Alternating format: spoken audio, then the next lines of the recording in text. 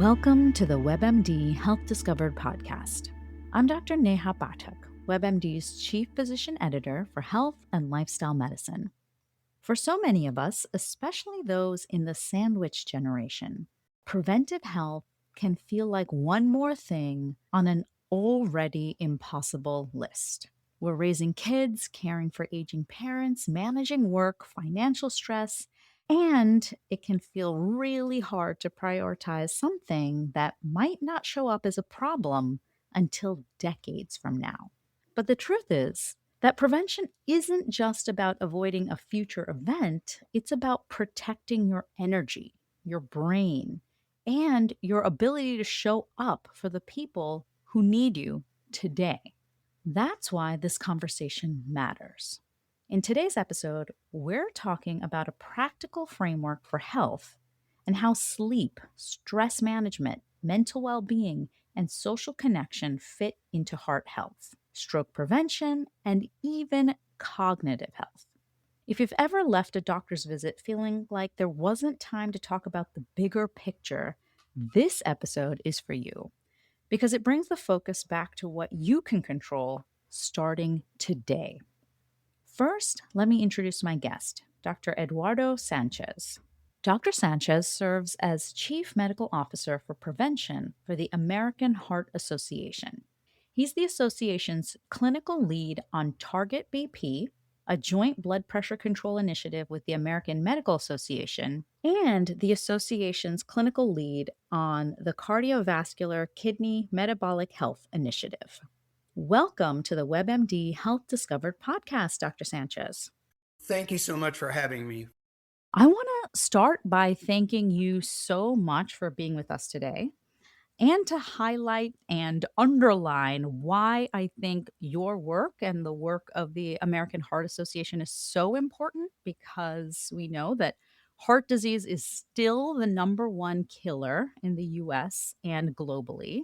And so many of us that need to hear that message or kind of know it in the back of our minds are sandwiched between so many competing priorities. And I like to think of it as we're all playing whack-a-mole all day long, raising children, taking care of older parents, and it feels almost impossible to think about preventing something that may be a problem decades into the future. So, all that to say, people are stretched thin and preventive health often slips to the bottom. So, before we get into all the tools and the initiatives that you're working on, can you just start us off with why it's so important for us to prioritize our own health? First and foremost, it's really a privilege and an honor, and I love talking about this topic. I'm going to start here and just say prevention is one thing, it's keeping bad things from happening. And I like to think of things a little bit differently, frame as health promotion. And I would say to you that health promotion and disease prevention, if you will, are so important because in order for you to be there for others, whether it's your spouse, your children, your parents-in-law, your other friends and family, or your workplace and your colleagues, et cetera, and so on, you have to be taking care of yourself. So that to me has been a principle of how I've thought of how I show up every day. I've got to show up being able to do the things that people expect me to be able to do. And I would say that those who maybe haven't prioritized that might find that when they do, actually showing up even better. So, I've heard you speak before, and I've heard you say that we really need to think about putting our own oxygen mask on first. So, translate that for us in terms of what does putting on the oxygen mask first for ourselves look like in real life health choices? Sure. I think I would even shorten it and say, take care of you. And it's not take care of you selfishly, it's take care of you so that then you can take care of others. And I think there's kind of three places to focus in terms of taking care of you: your body, your mind, and your relationships. And that would be the starting point for me. You know that taking care of your body actually contributes to some of what you should be doing to take care of your mind. And there's some other things that taking care of your mind might be slightly different. And when you take care of your mind, that actually blends into taking care of and nurturing those relationships that bring you joy, those relationships that help you grow, and sometimes those relationships where you can help somebody who's in need of that help. So, talk to me a little bit about the American Heart Association's mission and the initiatives that you're doing to really work within communities so that we can start thinking about what we need to do in our day to day lives. Absolutely. So, the American Heart Association's mission, a mission statement that is among my favorites in life and one that I have been able to remember without having to read the words. Whereas in other organizations, I needed to read the words to be a relentless force for a world of longer, healthier lives. And I love that mission statement because it's more expansive than some of the things that I'm going to talk about, but it has actually given the American Heart Association not only license, but we've taken opportunity to sort of go beyond what people might think in their minds is what the American Heart Association is about. We are an organization that's 100 years old. We've actually thought about, well, what do the next 100 years look like? And we've come up with a vision statement that we want to advance health and hope for everyone, everywhere.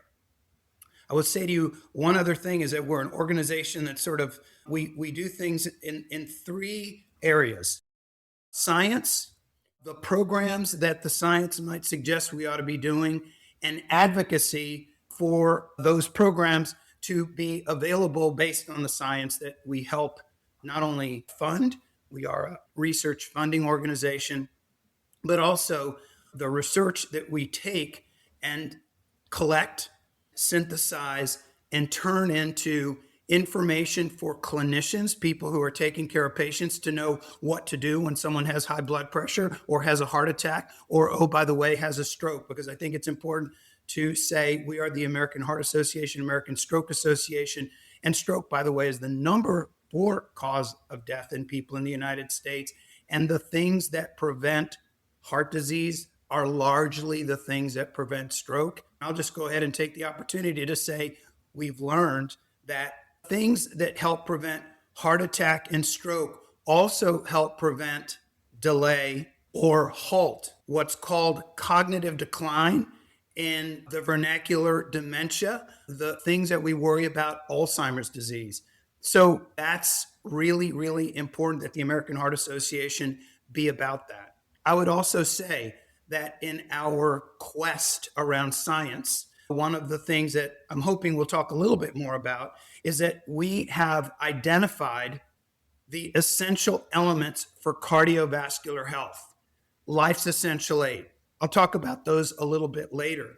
But as we have explored and understood life's essential 8, we've also begun to understand that it is more than just those things. Psychological health and well-being, critically important. Social well-being and relationships, critically important to get to a place where those 8 essential factors can be optimized, can reach their best and highest levels. So we are an organization that is about science, and science is about a journey to identify truth. And when you're on that journey, you come to see that there are other things that maybe you didn't consider.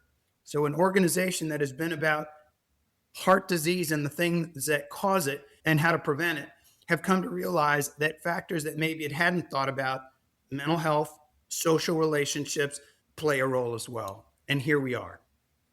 I think this is so critical. And when I heard you speak, I think really empowering to someone like me in the sandwich. It's really empowering because by doing some of these things, and I do want to dig into the essential 8, we're not just thinking about blood pressure or cholesterol or diabetes or dementia or cognitive risks, just in the initiative that you're working on, the cardiovascular kidney metabolic health initiative. We're sort of seeing a bigger picture that so many of these conditions are interrelated. And so it's empowering to think that if we can focus on these essential 8 plus, that we're really combating a lot of what may be future risks instead of just playing whack a mole with one particular health condition or another. So, talk to us a little bit about what makes up life's essential eight. So I'm going to say them real quick, and then I want to focus on four that I think are really, really important in this conversation we're having of take care of you. So life's essential eight, four behaviors and four conditions where when those are at their best level, you are going to have a very high likelihood of living a long, healthy life, which will allow you to take care of you and allow you to take care of others. Those eight things: not smoking, eating healthy, engaging in regular physical activity, getting healthy amounts of sleep, and having your weight, blood pressure, cholesterol, and blood glucose, that is blood sugar, at healthy levels. If they're there because you're doing the four things really well and all the other factors that might contribute are aligned, then you are at optimal cardiovascular health.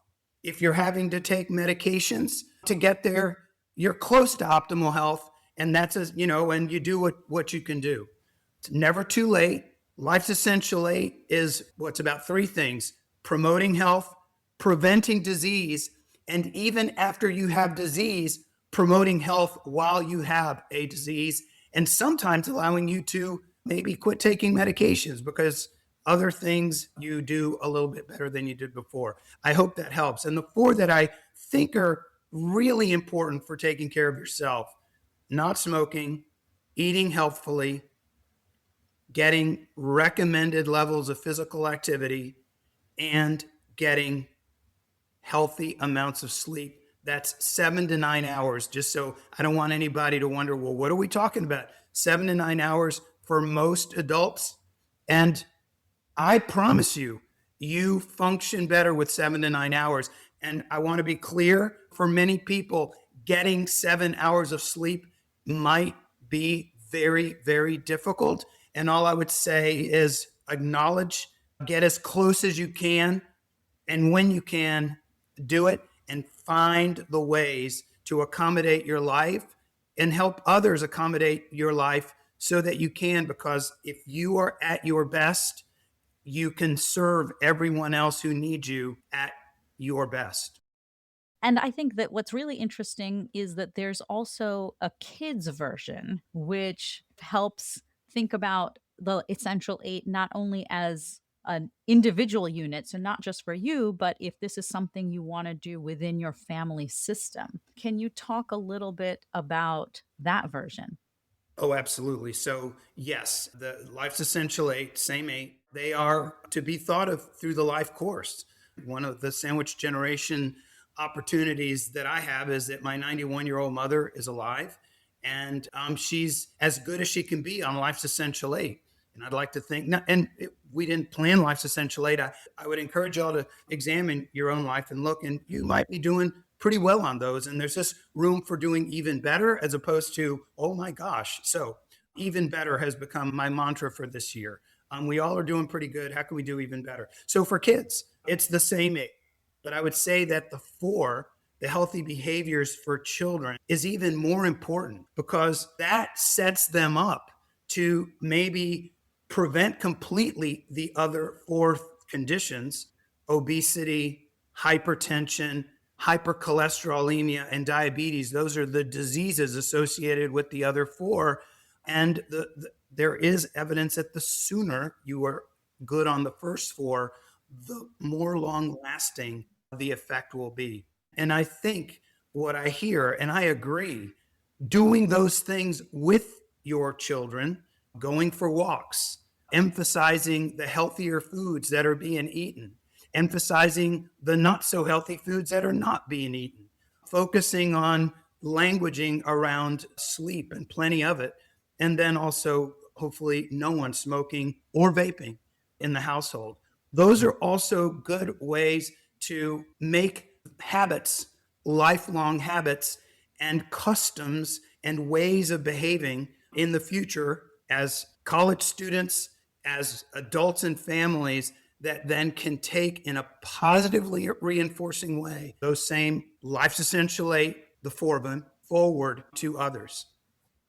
As I hear you speak, I'm thinking about I'm very involved with the American College of Lifestyle Medicine, and lifestyle medicine has sort of its essential 6 pillars, which overlap significantly with the life's essential 8 that you've mentioned from the American Heart Association. So, really focusing on healthful nutrition, physical activity, stress management, restorative sleep, avoiding risky or toxic substances like tobacco, smoking, vaping, and then really thinking about social connection. So, how can we do all of these things in a way that's really affirming for the connections around us?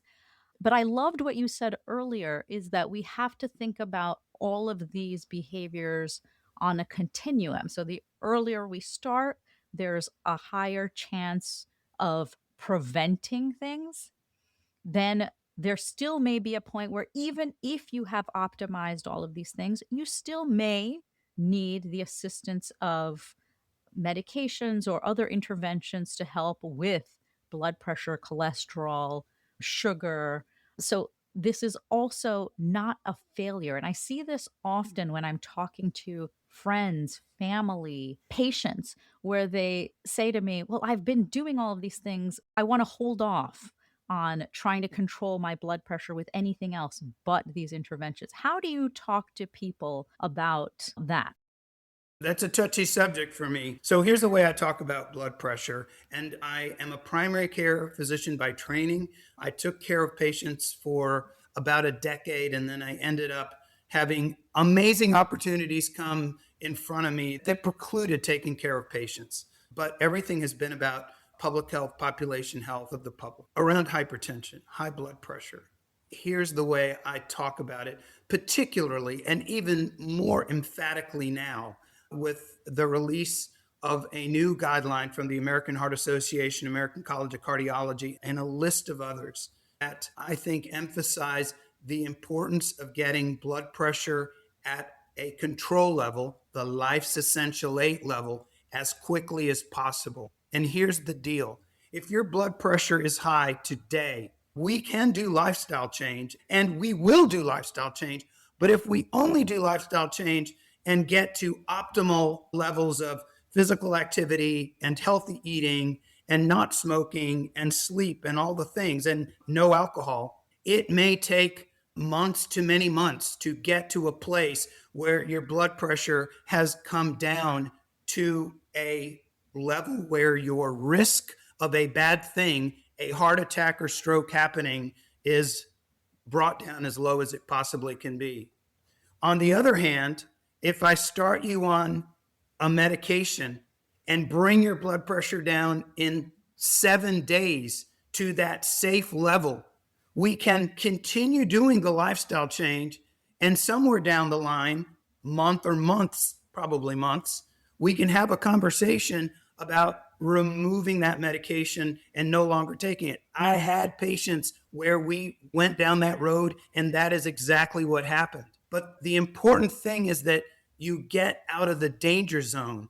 And if I'm going to be accountable to my responsibility to live the mission to be a relentless force for a world of longer, healthier lives, that includes identifying those things that reduce risk as quickly as possible and then moving towards the thing that might result in taking medications off the list. And let me be clear, this is not done by me directing somebody. This is shared decision making where a patient might say, Doc, I don't want to take any medication. And I would say, patient, I care about you. I want to see you in a month, and I want to see you in a month without the things that might cause you and your family grief and hardship. And oh, by the way, when you have that kind of trusting, shared respect relationship, that's the sort of negotiation that can happen. And I hope that's helpful. And again, this is all in the name of take care of you so that you can take care of others. And you're going to best take care of you if the likelihood of a bad thing happening is reduced as much as possible, as quickly as possible. What's the next thing that someone who's listening should think about doing? We're talking about life's essential eight. We're thinking about the context of stress and sleep and social connection. How do you approach thinking about that so that it doesn't feel overwhelming as you're trying to incorporate some of these shifts and changes into your life? So let's go at it. So I will say one of the tremendous privileges that I had during the COVID pandemic was that for the American Heart Association, I was a weekly, then monthly reporter, if you will, on what's going on internationally, domestically, and in the organization. And one of my colleagues came up with this construct that may not have been original, but it sure was something that resonated. And that's control the controllables. So, one thing is, there's so much going on. Take a moment at least to separate out that which you can do something about and that which is beyond your control. Example, I live in Dallas, Texas. We had a really, really, really nasty freeze over the weekend. Can't control that. What I could control was what I could do inside our house to make sure that it was warm. I could control making sure that we had enough food in the event that something went really, really south. And control the controllables became a way for me to think about communicating to folks. So one is there may be controversy about whether you wear a mask or not. No controversy for me, but the truth is you can control what you do. You can wear a mask or not wear a mask. And so control the controllables. I'd say there's a few things that one can control that one might think about. And you said one. Sorry, I'm going to give you three because I'm going to do one for your body. I am finding more and more that, I am finding more and more that getting enough sleep is a thing that is a challenge for many. So I just say, kind of think about that and think about what can you do to get better sleep. That's one. Two, your mind. Take a moment every day. Pick a time. Every day, take a moment. If your life is really full of clutter, and I mean kind of the clutter of relationships and responsibilities, take a moment to breathe and think. It could be while you're having a meal. I am somebody who too often am eating while I'm on a call, but I have found that when I can stop and have that meal, healthy food, and be thoughtful, then that helps ground me a little bit. And then the other is just about relationships. And I'd say one thing is think about somebody who you love and you haven't talked to in a while. Reach out and talk to them. I just find that it's sometimes hard to make it happen, but oh my gosh, they bring me such joy and they bring the person you reached out to so much joy. So, one is think about sleep. Two, take a minute to just ground yourself. Take one or two or three deep breaths. It does make a difference. And then, third, reach out to somebody who you haven't spoken to in a while and just let them know you're thinking about them and let that conversation go where it's going to go. I love everything you just said. And I love that you, as a representative of the American Heart Association, are saying this because I think often people really minimize the benefit of restorative sleep. They really minimize the benefit of connection. But to recognize how strong of a role there is for optimizing these things in heart health, in brain health, I think is really an empowering thing. And it gives people a lot more evidence and strength behind this being such a strong intervention that they should prioritize in their lives. Couldn't agree with you more. I just want to thank you so much for your time, Dr. Sanchez, and this conversation. So critical, so important, and I think really empowering. Well, thank you for the invitation. And here we are to be a relentless force for a world of longer, healthier lives. We are here to serve. So anytime. I'd like to share 3 key takeaways from this discussion. First, taking care of yourself is not selfish, it's actually preventive medicine. A major theme of our conversation today was reframing prevention as health promotion. And that looks like caring for your body, mind, and relationships so you can show up better for your life and your loved ones today and protect the you 20 years from now. Second, the American Heart Association's Life Essential 8 gives a clear, evidence based blueprint for cardiovascular and brain health. The framework includes 4 behaviors: not smoking, healthy eating, regular physical activity, and 7 to 9 hours of sleep, and 4 health metrics: healthy weight and well controlled blood pressure, cholesterol, and blood sugar. Optimizing all of this lowers the risk for heart attack and stroke. And you can find a link to the American Heart Association's Life Essential 8 in our show notes. Finally, medication and lifestyle aren't rivals. They're a team, especially for blood pressure, cholesterol control, and sugar control. One practical clinical point: if your blood pressure, cholesterol, or sugar are elevated, lifestyle changes are essential. But sometimes they can take time.